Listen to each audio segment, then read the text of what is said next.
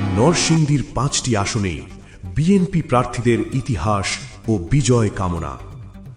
নরসিংদী জেলা বাংলাদেশের রাজনৈতিক ইতিহাসে সবসময় গুরুত্বপূর্ণ ভূমিকা পালন করেছে। একদিকে শিল্পাঞ্চল, অন্যদিকে কৃষি ও নদীবিধৌত জনপদ। এই জেলার মানুষ বারবার গণতন্ত্র ও পরিবর্তনের জন্য আন্দোলনে অংশ নিয়েছে। বিএনপি প্রতিষ্ঠার পর থেকেই নরসিংদী ছিল দলের অন্যতম শক্ত ঘাঁটি। ৯০-এর গণ আন্দোলন থেকে শুরু করে ২১ শতকের রাজনৈতিক উত্তাপ, সব ক্ষেত্রেই নরসিংদীর নেতাকর্মীরা ছিলেন অগ্রভাগে। নরসিংদী ১ আসনে খায়রুল কবির খোকন মনোনয়নপত্র জমা দিয়েছেন। তিনি দলের স্থায়ী কমিটির সদস্য, দীর্ঘদিনের সংগ্রামী নেতা। তিনি গণতন্ত্র পুনরুদ্ধারের আন্দোলনে অগ্রণী ভূমিকা রেখেছেন।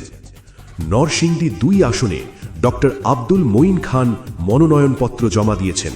তিনি সাবেক মন্ত্রী ও জাতীয় রাজনীতির পরিচিত মুখ। তার বুদ্ধিবৃত্তিক নেতৃত্ব ও সাংগঠনিক দক্ষতা বিএনপিকে শক্তিশালী করেছে।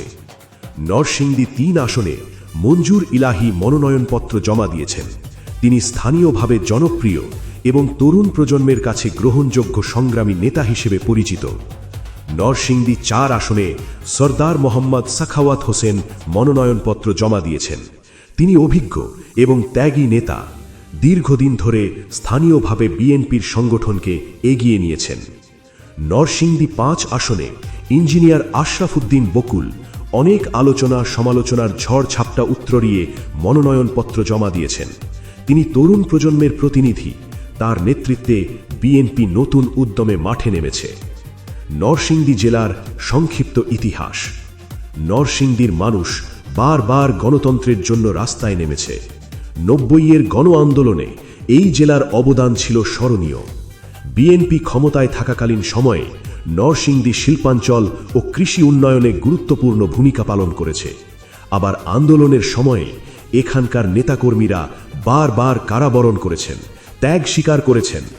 এই ইতিহাসই প্রমাণ করে নরসিংদী বিএনপির জন্য শুধু একটি জেলা নয়, বরং সংগ্রামের প্রতীক। সহজ কবির সরল আহ্বান। নরসিংদীর ৫ আসনে বিএনপি প্রার্থীদের বিজয় কামনা করছি। গণতন্ত্র, স্বাধীনতা ও মানুষের অধিকার প্রতিষ্ঠার জন্য এই বিজয় হবে ঐতিহাসিক।